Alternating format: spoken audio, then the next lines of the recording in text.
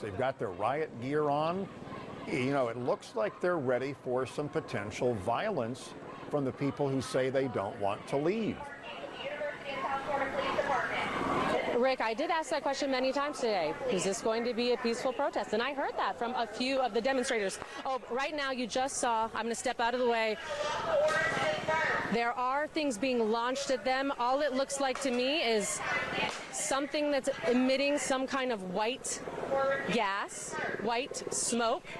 So the question here is this something that the protesters are launching to try to keep law enforcement away, or did law enforcement shoot a projectile with the smoke?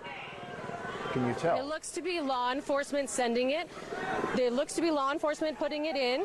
We're going to kind of step back, though, as this comes towards us. It looks to be law enforcement sending it in. That is not to say the demonstrators didn't pick up what was thrown at them and throw it back. All right, Aaron, while you get out of the way there, because that's probably tear gas, we're off. So, Aaron, you've got the best view there. You're right there on the ground. What are you seeing that maybe we can't? Well, I can tell you for a fact, Holly, that was definitely tear gas. We were moved to the side so that law enforcement could move in, but that smoke obviously wafts with the wind as it will, and it came right at us, and immediately, you can see my eyes are watering right now.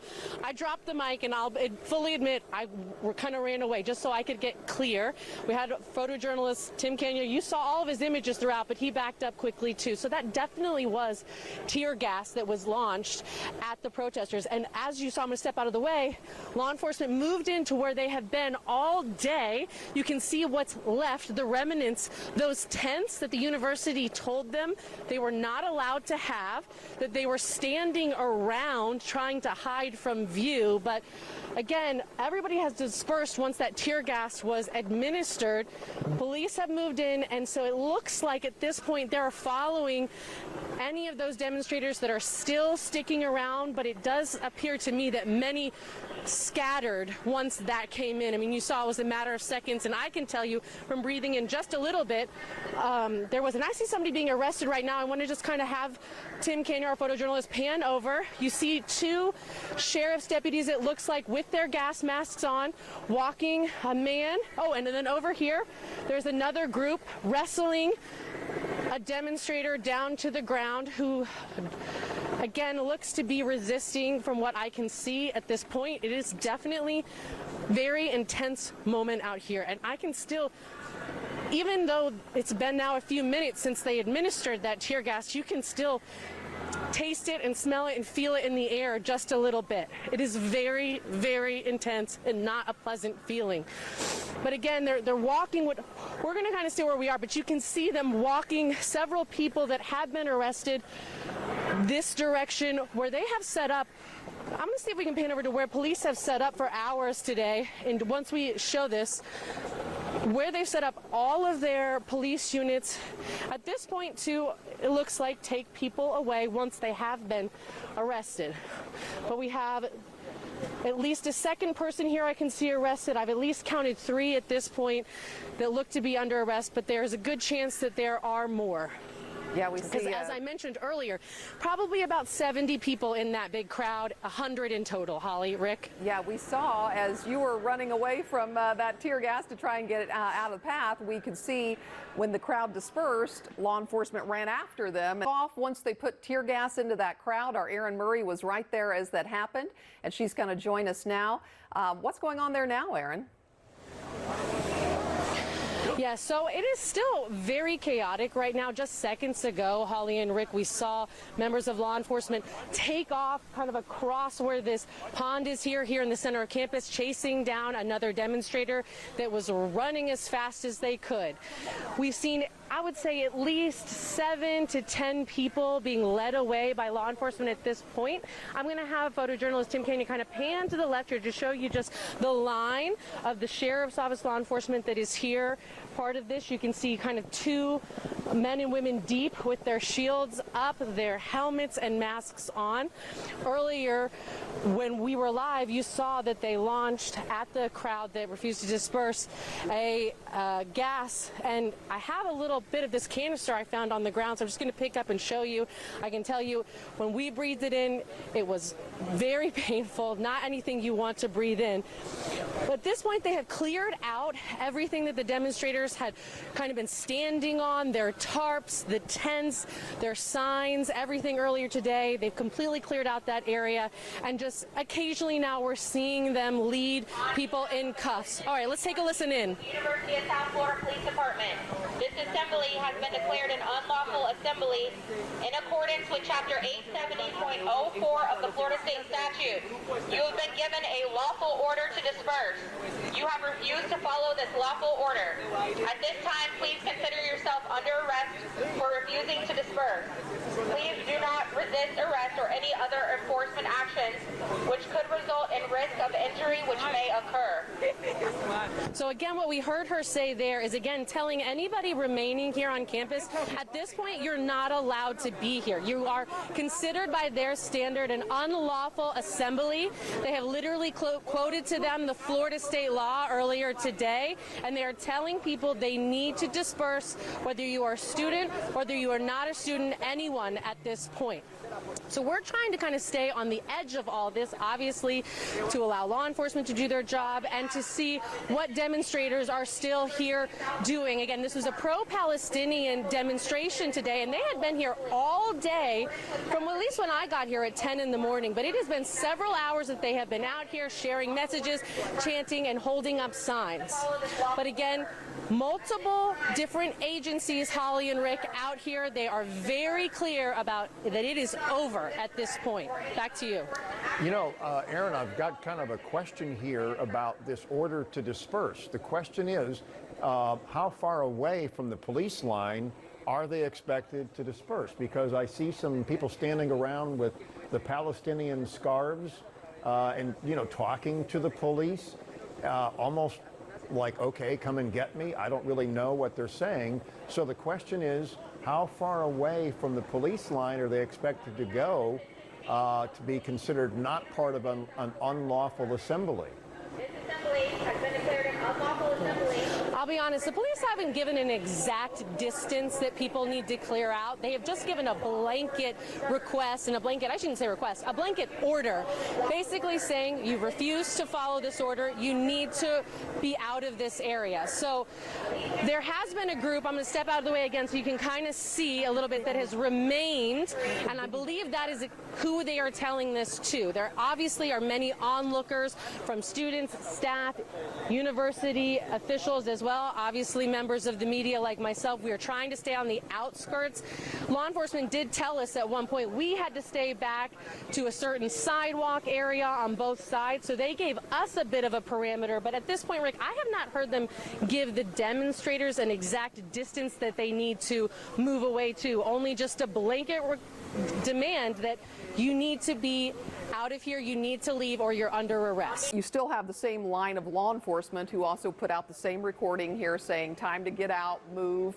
This is an unlawful assembly, but they are giving the sort of remaining people here a moment to get everything together and get away, it looks like, Aaron, to clear off the campus. And they're not moving in like they did originally just yet. No, and actually, Holly, very interesting here. I want to have Tim Panover, our photojournalist, show you right now. You can see the sheriffs, law enforcement here taking off their helmets, putting down their shields, taking off those gas masks that were on earlier. I could only say that this looks like a good sign, like at this point things really have settled. I don't see any demonstrators nearby this area right now, just mostly onlookers and law enforcement at this point. You can see, though, people picking up part of the tarps, part of the coolers, part of water, you know, things that they had throughout the day. So it looks to be that those who are complying with law enforcement is allowing them to gather their belongings and move on right now. So at this point, I don't see anybody in this vicinity, at the very least, that is actively protesting at this point. Though, of course, as I say that, I just showed you law enforcement putting down their shields. I'm going to pan back over again because now they've been picked back up. So maybe I am mistaken, maybe that they have heard through their channels that there is still a bit of, you know, those that they are looking for that maybe are not complying with the request of the university and with the request, with the demand that law enforcement has said that, again, at this point it is unlawful to be out here. And that actually started right around 5 o'clock. So we are looking at 5:38 right now. So it's been 40 minutes of this very intense situation out here. And I want to address one thing, Rick and Holly, that you had asked me earlier about.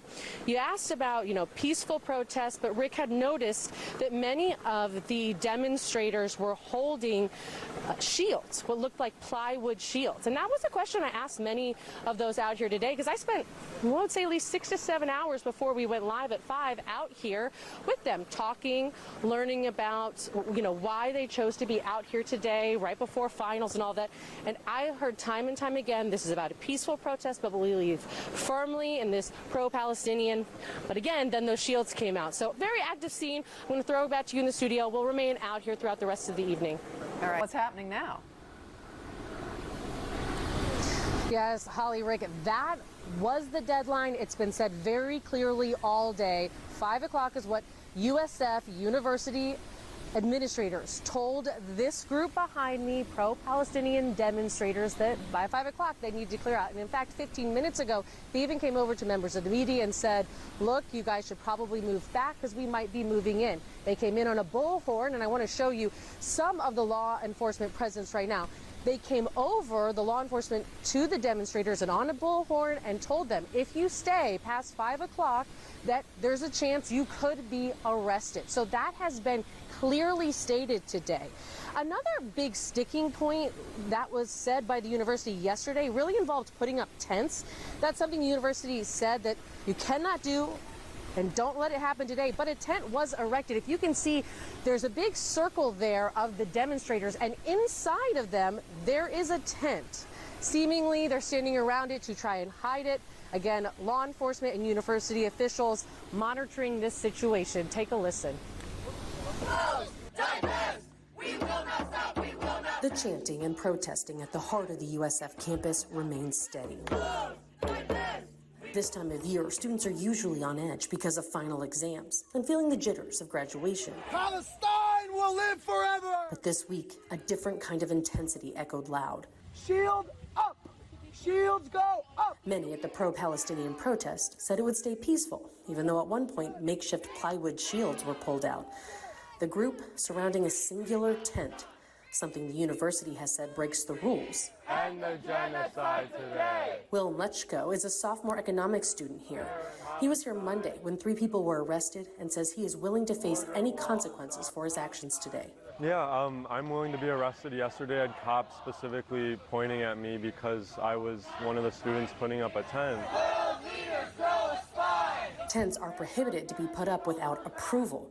USF says no student group has requested such approval this week. We will free Palestine! Law enforcement were visibly present all day, and demonstrators pointed out they were doing something new today as well. Currently, it's either the school, it looks like the school is setting up cameras in all of the trees with solar panels. They're trying to get as much surveillance on us as possible, but we're not afraid. We're out here, and honestly, send us the video. USF did not respond when we asked about those possible cameras.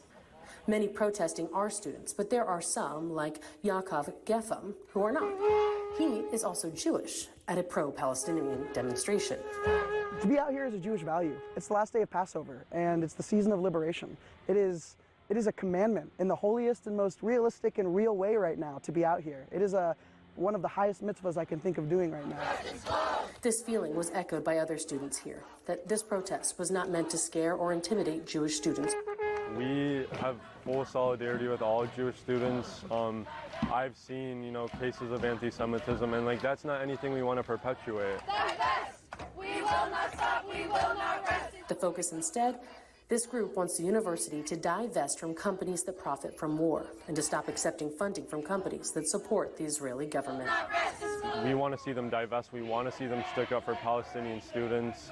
We want to see more accountability from admin, and we want to see students have a voice that can genuinely impact the well-being of our students and our school. Palestine will be free.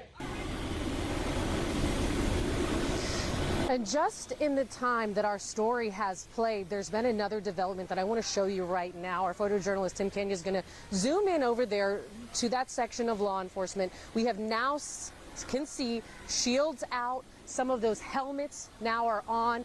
Gas masks are also been placed on. So